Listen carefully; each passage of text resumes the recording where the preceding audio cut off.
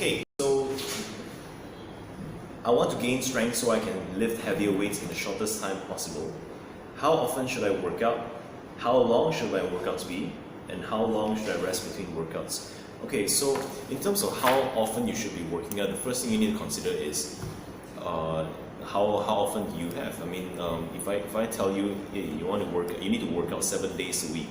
Are you able to do it? If you can't do that, then what's the point? The most important thing is that I think you need to understand the more time you devote towards improving yourself, the more time, whether it's going to be training or stretching or maybe foam rolling or maybe even active recovery, the more time you're going to devote for your training, obviously the faster your results are going to be. So the first question is to ask you back, how often are you able to do? And then from then on, I can suggest several different models of training. So like the first model is, let's put it at the most basic. Okay, the most basic is the weekend warrior model. So let's assume that if you can work out twice a week back to back. Okay, if you work out twice a week back to back, then the answer totally is significantly different from if you are working out 7 days a week back to back. So, and yeah, some people do that, right?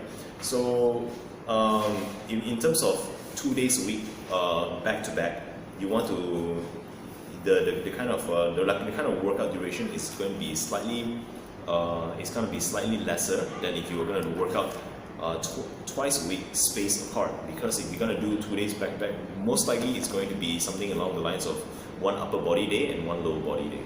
And if you're going to work on, if let's say you're going to do twice a week spaced apart, then it's going to be total body both of these days, and you're actually going to spend quite a duration working on it to maximize the intensity and maximize the hurt factor.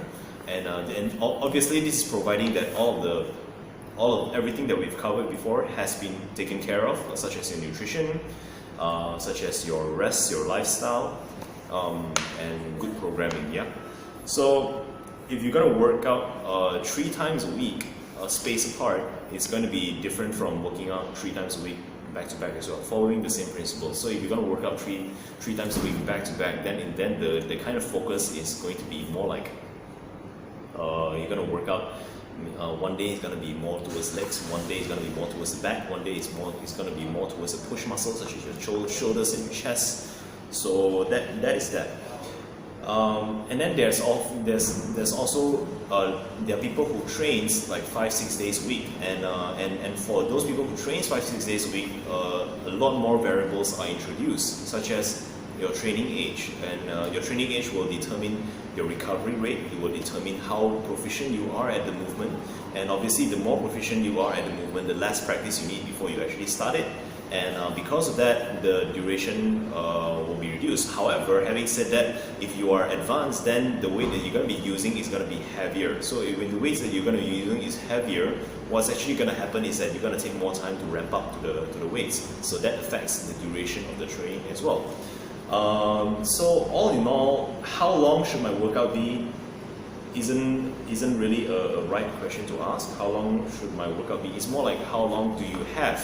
And based on how long do you have, you create a program based on your training age, based on your training fitness level, based on all kinds of variables, and you create the kind of program which is suitable for you and had the best investment of your time based on your time availability.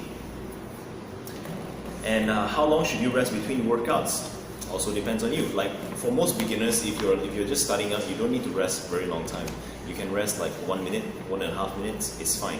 But if let's say you're talking about if you're intermediate or advanced, you're starting to lift very heavy weights, and if you're starting to lift very heavy weights, then if you're already at that level, it also depends on what are the phases that you're in.